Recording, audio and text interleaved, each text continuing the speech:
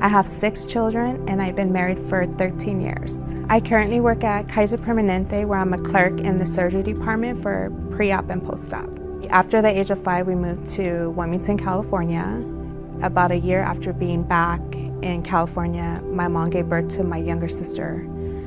We lived in Wilmington, California for about a year, 2 years, and then we moved to Carson, California with my grandparents. When we moved back to California, my dad ended up hanging around the wrong people, developing addictions, and one of those addictions was heroin. So he was a drug addict. And that put a lot of strain on my parents' marriage. Just my dad being in and out of prison, my mom raising us on her own, and eventually that took a toll on her to where she felt that she needed to do more, but that more that she felt didn't include her children. She came into an agreement with my grandmother and left us with my grandmother while she figured out how she was going to make herself better. So she basically abandoned us. I was probably around 8 years old. After my mom abandoning us and my dad in and out of prison, it opened the door for me, not for me, but I was sexually abused as a kid. It went on for about 3 to 4 years. I didn't know at that time that that would affect me in my adulthood. Things partake as I was growing up where I was really shy. I felt worthless, shameless. I didn't let a lot of people get near to me at that point. I was very private because I'm dealing with all these issues at such a young age. At the age of 13, I became pregnant. By 14, I had my first child. Those issues, I became very promiscuous from that point on. And I was mean. I just dealt with all these emotions, with my parents not being there and then just being sexually abused. I didn't understand why that part had happened to me. And I'm a baby having a baby, and I had no clue how to be a mom because, of course, I didn't have my mom. My grandma did the best she could as that mother role, but, she was in her older age, and I didn't know, I wasn't too receptive to her. It was just mainly okay, you're here to take care of me, life goes on, but that motherly bond I didn't have. And I didn't get that motherly bond until later in my adulthood. I was a high school dropout, so I didn't finish school until later on. I went back to school in my adulthood as well. So I didn't really have that social connection with other teenagers or friends in high school. I never had that. I never went to prom. I just never experienced those things in my life that I missed out on. And I missed out on a lot of things that now I'm able to enjoy with my own kids and to live that part that I was missing through them. I always felt like people would talk about me, people would judge me. I was like this kid in an adult body because I developed so early and so quickly that people just didn't see me as this kid. People saw me as this adult young woman and not as a child. In elementary school, I had really good friends, but then as time moved on, as this abuse happened, I started hanging out with the wrong crowd. Because my dad was in and out of prison, he lived the gangster lifestyle. So I quickly, as I began to know about it, I quickly adapted to it. So all my friends basically were either transitioning into a gang member, or there was just people hanging around with them because they wanted to be cool, or they were them. And that's where that opened up a door for me, because I was what is this about? A lot of the kids that were in these gangs either didn't have a mom or didn't have a father, or they didn't have both and were also being raised by their grandparents. So we kind of connected in that sense as this is a family bond, something that we were missing at home. We found it out in the streets. I wanted that feeling of like having parents, you know, being scolded, being told what to do. And when it came later, it was hard for me to receive that because I didn't want to hear it. It didn't, being around like the people, these kids that were in gangs, it was just like, I didn't want to hear it because they weren't being told what to do. So I didn't want to be told what to do. And it just wasn't appealing to me. But then yet at times when I was in that dark place by myself, I wish I had that. I wish my mom told me like, yeah, no, you can't go anywhere today. No, do your homework, or no, you have to go to school. I never had that. So it was really hard to like put myself in the world and be a certain way, and then at home carry myself a certain way. When I was about 13, my mom was diagnosed with breast cancer. And my life shifted after that. Because it was more of, okay, when I was told that, it's like, oh my God, I'm gonna lose my mom. I didn't think of a cure. I didn't think that they could make my mom better. Because at that time, all you heard was cancer, you're dead. And so dealing with that, I was like, okay, like, well, when is she gonna leave me? She's gonna leave me again, but this time it's gonna be forever. But then at that time, with her diagnosis, me and my mom developed a very special bond. I was probably like about 15 after I had my son. I was going with her through all her treatments, being at every doctor's appointment, even though I didn't understand the terminology at the time of what was going on, but I was there. I was really involved in her treatments. I believe like at 15, 16, my mom taught me how to drive stick for the very first time. And it wasn't because I wanted to, it was because I had to drive her there. Like after her treatments, like I had to drive her home. She was so sick, you know, vomiting in the car to get home. I didn't even have my license at the time, but my mom just felt safe knowing that she was in the car with me, that, you know, the cops are gonna give us, you know, a leeway, you know, they're gonna let us go. It was like those moments that I began to like have compassion for our relationship. Like I began to have that motherly figure that I desired as a kid. It was like all coming to me, but it was coming at a price eventually that I was gonna have to face later. I was first introduced to Jesus when I had my first son at the age of 14. His grandparents were going to church. I kind of knew a little bit. I went a few times to know about it, but I wasn't like all holy for it because I was raised Catholic. I didn't quite understand the Catholic religion from the Christian religion, so I kind of really didn't pay too much attention. It was years later in my late 20s when I began to know about Jesus.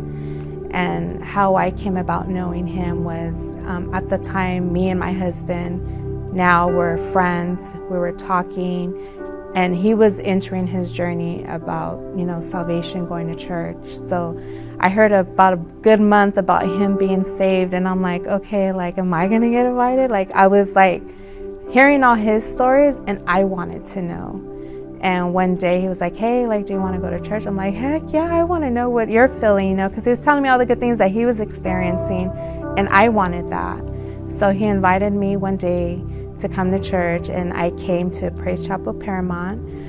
We were at the Madison building when I first came, and I was like, wow, it was like a big culture shock for me because I didn't know too much about, for one, like the praise and worship. I didn't know anything about that. I've never even heard a worship song at that time. So that was the first time I actually heard worship music. People were talking about salvation and then doing the altar call, and I remember that day when I was sitting in my seat, I remember I was hyperventilating. Like my heart was racing super fast. I was getting like kind of sweaty in my palms. I was nervous. I didn't understand what was going on. And as much as I wanted to get out of my seat, something was holding me in my seat. I felt like this hand just upon me, like I couldn't move, like I was super stuck. And I was kind of like in my inner voice, like, dang, like what's going on? Like I've never felt this way before. And after like a few seconds, I felt this release, like, okay, like I can move freely now. So I remember like the second call that the pastor did, like, is there anybody else, that want to come up and receive salvation? And at that point, I was able to get out of my seat and go to the altar and give my life to Jesus. As I was newly transformed in my salvation and being with Jesus and learning about him, it took a minute because I still had this baggage I was carrying for a long time. And then I was like trying to sort things out. Like I was dealing with my emotions and dealing with my inner demons, and at the same time dealing with the mind battles that were so like telling me like, you can't do this, this life isn't for you, you're not gonna make it. I was feeling condemned, and it took me a long time to understand like how Jesus was gonna help, heal that part of me. And I think one things he had to help me with was like the death of my mom, because I didn't take that too easy at the age of 19, knowing that I never got to tell her about my sexual abuse. She didn't get that chance to really show me how to be a mom. I mean, it was happening gradually, but it wasn't enough to where I felt like, oh, I can do this, I could be a mom.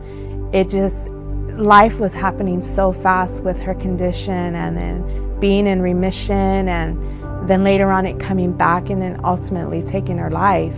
So it was really kind of hard to deal with that part first, is dealing with her death. It took a long time.